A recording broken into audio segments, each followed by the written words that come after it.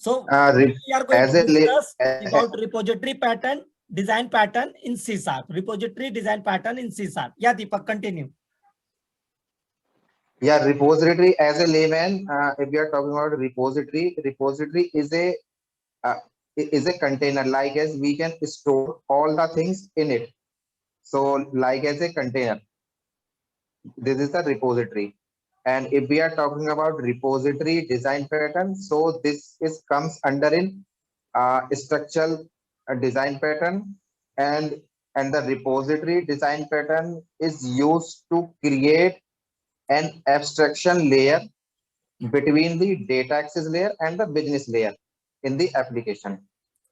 And if we are talking about the abstraction layer, is generally called the repository layer, and it will be directly communicated with data access layer and the business logic layer. So this is the repository design pattern. Means if we want to communicate between controller and the model, so this is comes between in these two. So direct controller directly communicate, not directly communicate with the data access layer. So we can all the operations, like as all the CRUD operations, we can exist in this repository pattern. So this is the non-generic repository pattern. Anyone who want to speak about repository pattern?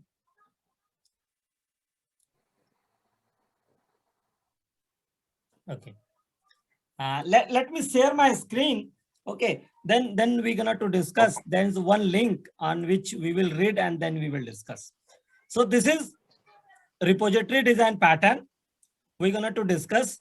Repository design pattern is basically, in simple word, we can say it is a kind of middleware. Middle layer means between your actual code and your database. Okay. For example, this is the employee controller, this is your repository, and this is your SQL server. So for first, second, third, the second one, it is a kind of repository. So whenever I have to do interaction with the database, repository will do the interaction with the database. We, in other term, we can say that it is a kind of bridge between my logic and our database. And second, why we need repository pattern? Which advantage I can get it in my repository pattern?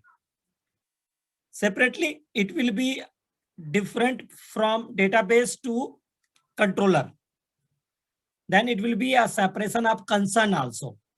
Whenever any changes will happen inside related to repository, then it will happen only in that place. Nothing will affect on my controller part. Right? Yes, yes. And how we will implement that, we're going to see that how we will implement the repository. So everybody have understanding now about that, what is repository pattern, right?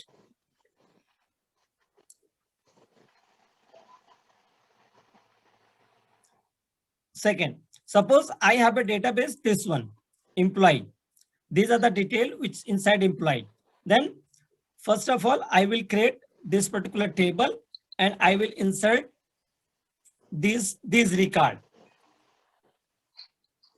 And once I will insert this record, then I will create one project and then I will select this one.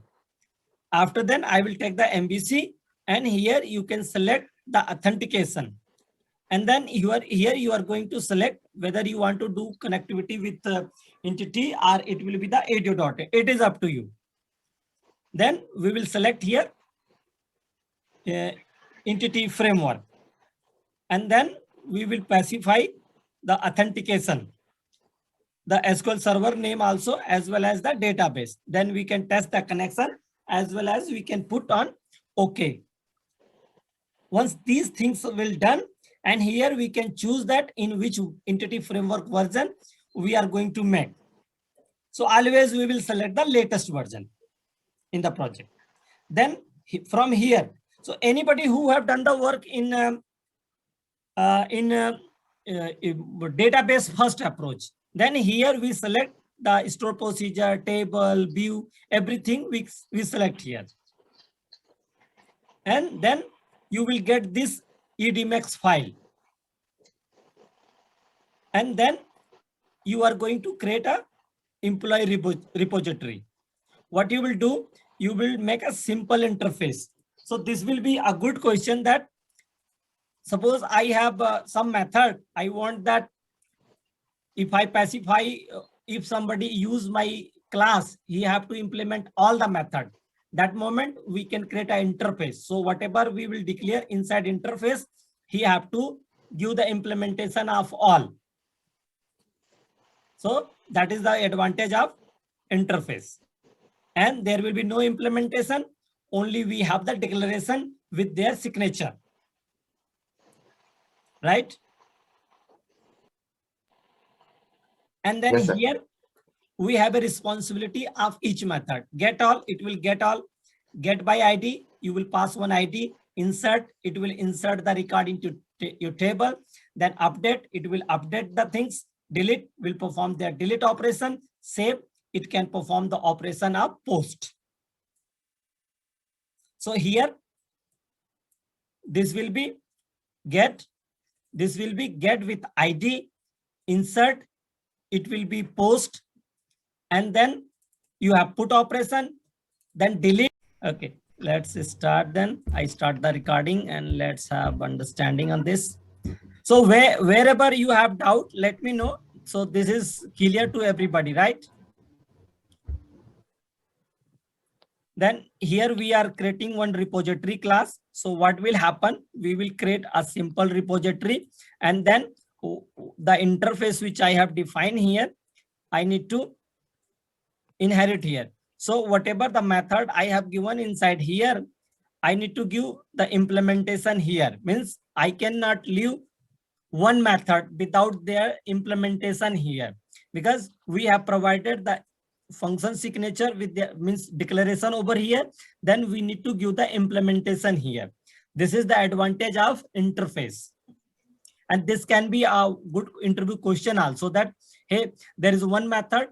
With that, I want that whenever this method will get inherited, then all these other 4 methods will also get implemented in that class. So how will I do that? We can say that we can define an interface. Inside that, we can put all the methods, and whatever the methods I have given inside interface, wherever he will inherit the interface, he have to, it must for the user to give the implementation of that method which is defined inside the interface. So this repository is clear to everybody. This one. Right? Yes, Pankaj sir. Yeah. Here I have a dispatch method. Means here I have created a class of this. Means on the this is a constructor. It is a parameterized constructor. So he will pass this one, and then it is a parameterless constructor. Means he can pass the edmax. So whenever he will not pass any edmax, that moment it is going to use the employee DB context. And in case he is passing any context, then he will use that context only, right? So it is read only. And the beauty of read only is that whatever the variable we are going to declare in a read only, we can change their variable name only in constructor. I'm right, Ajay sir? Correct, sir. Correct. So we need to, sir, what is my motto? We need to understand all the keyword which is specified inside our screen. So anybody, suppose someone Hello, have, Pankaj ji. yeah. Hello. Yeah, Pankaj ji, here we are defining read-only, private read-only employee DB contest. If we are not declared, then what will happen? Now, what is the advantage of read-only? Read-only means we Yeah, can yeah. only change their value. We can assign the new value only on constructor level, right? So by context, you are getting your edmax only. You will get the edmax. Then what will happen when you will call this method? it will search the employee from your employee EDMX, like this one. Let me go a little bit up. Then you have this one. You specify here, this one. This one will get created. Suppose you have 5 EDMX, okay? Yeah, somebody is saying something. No? Okay, let's move then. So here they have created a, Sir, my question is, if we are not using the read only, then it will work or not work? it will work. But what will happen? Maybe somebody change here, then what will happen here? Maybe I can change here. I will use a database first approach then. No. What I'm in that way also you have to specify the EDMX DB context. Suppose if it will not read only, then I can specify here in my method label. Okay. got- That means read only. We have to mention read only. Yeah, property. Anyway, we can mention the property, no?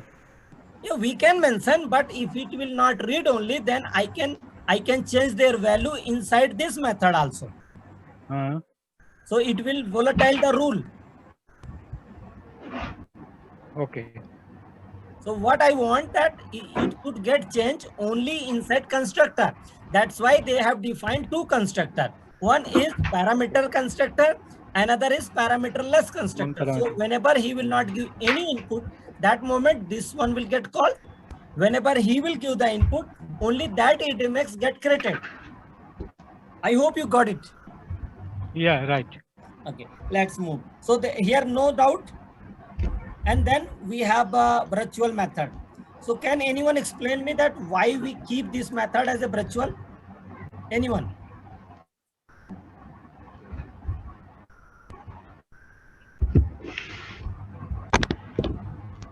Ajay sir, anyone?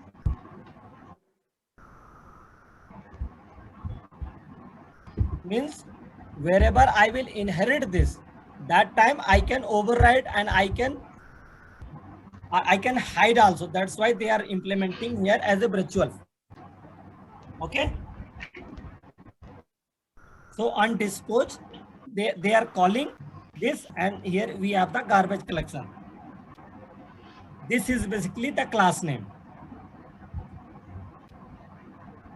So Pankaj sir, Yeah.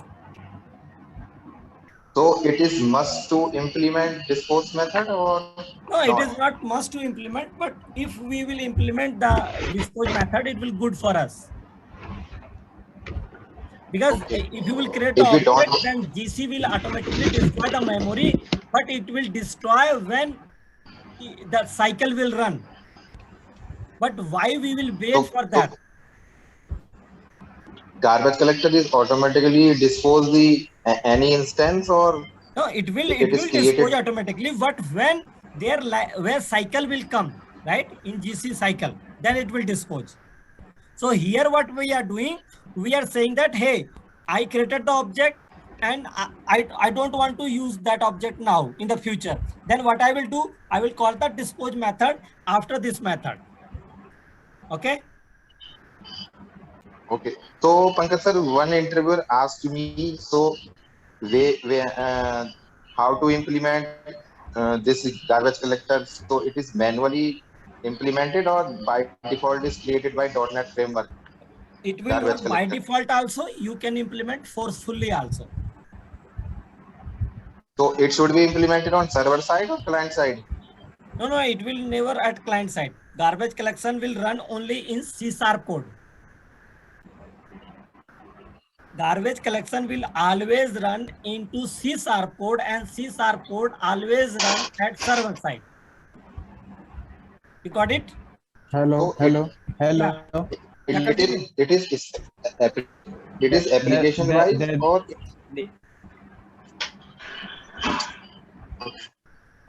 Yeah, continue. yes, continue. So Deepak, your question is, it is application wise, or what is your question? Yeah, because you want to say something? Hello, So, sir. Yeah, continue so because Pankaj sir, whenever, hello Pankaj sir. yeah, continue. Pankaj sir, whenever we deploy and publish any application on IIS, Okay. so garbage collector it will automatically run or it is implemented in our application. No, you can implement forcefully. This is forcefully, okay? This one. Okay. And it will run automatically also. That's why whenever we are publish our application, we are installing .NET framework. And inside .NET framework, we have GC. Hello. So you are saying Garbage collector Hello. is a part of .NET framework. So when yeah. you create any application, deploy any application, it is inside us inside the .NET framework. So we don't need to do it explicitly. Application. Hello. Okay, explicitly. It will work in implicitly, right? Yes, yes. What is the useful of garbage collection? Okay. Anybody who want to reply So that what is the use of it garbage collection? garbage collector is basically used for to dispose any object in the memory. If we are not using garbage collector, so it is not work on the performance. Heap memory is full. When the heap memory is Yeah, full, memory. no code is working. Garbage collector are basically used to free the managed resources. Only for the managed resources. Yeah, manage the resource. And manage resource means the things which is created with the help of .NET framework or .NET. That is nature. Right. Which is running in the .NET environment, .NET runtime. Right. Here we are using the dispose method. Like we are having two methods. One is the finalize, and other one is the dispose method. So dispose we can call it explicitly, but finalize it is automatically called by the garbage collector. This is the basic difference between both. So there is no any restriction implemented on application level. It is work on the server level, right? Yes. Garbage collector. Yes. Okay. So Some any interviewer other doubt? asked me, sir, that's why. No. We should Okay. ask simple question also. Okay. Yeah. Yes. Yeah. We should not think about it that what other person will think. Yeah, Ganesh, you want to say something? Ganesh, continue. Hello, sir. Yeah. Hello, Jacob, sir. Sir, I am beginner for C# developing. Okay. Hello, sir. Yeah. Sir, use multiple inheritance in C#. Okay. What is your question, Ganesh? Continue. Keep asking again. What is multiple inheritance in C#? Okay. How can we achieve it? Give me some time. Why not? Multiple Why not? inheritance. Yeah, Ajay sir, continue. Why not use multiple inheritance in C#? Basically, multiple inheritance means we are having a two parent and one child. So it is not possible in OOPS or a C#. We can only have a single parent. But in multiple inheritance, we are having a two parent and a one child. So we can achieve multiple inheritance in C# by using the interface. Are you getting? Yes. Because Sir, diamond, yes. Because diamond ambiguity problem, C# cannot, class have same method. Then the child class will confuse which method to refer. And that's why interface came into picture. Yes, I will understand, sir. Yeah. Means by class level, we cannot do the multiple inheritance, and but we can implement the interface. With the help of interface, we can implement the multiple inheritance. And in case of multiple inheritance, suppose I have two interface, and inside both interface I have multiple same method inside both, then I need to resolve that ambiguity. Then I need to specify the interface name.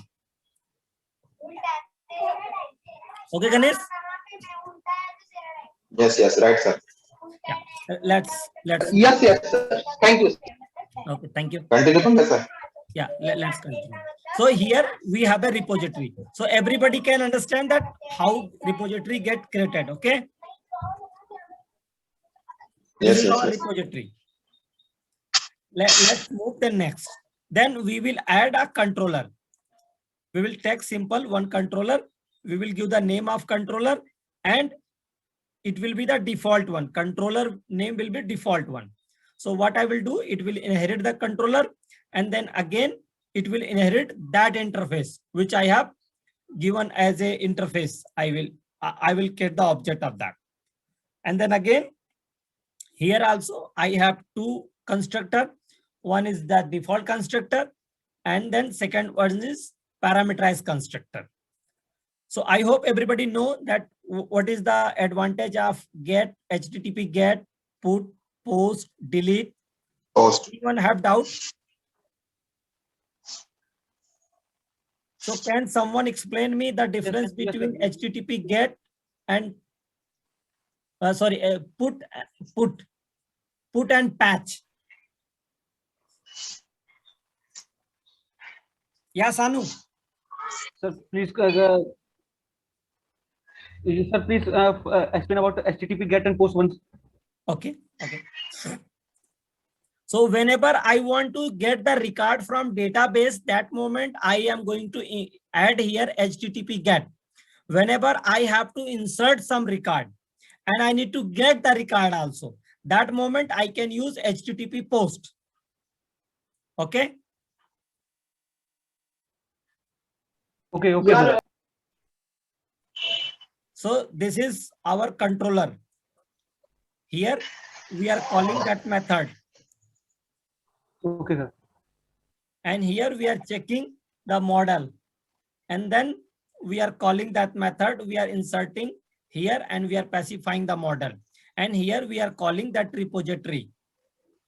Repository, how they are calling? First, they are calling the interface. And then here they are specifying the repository with their DB context. Okay. So this is how they have added repository pattern in C#. So I hope everybody have understanding that what is repository pattern, right? Yes. So Pankaj sir, so it is like as the bell, means BAL. Yes, that so is also if we a are middleware. creating any application, so That is also a okay. middleware.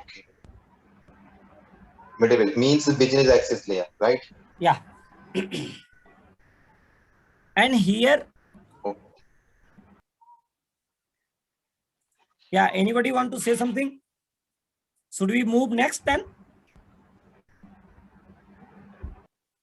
Yes.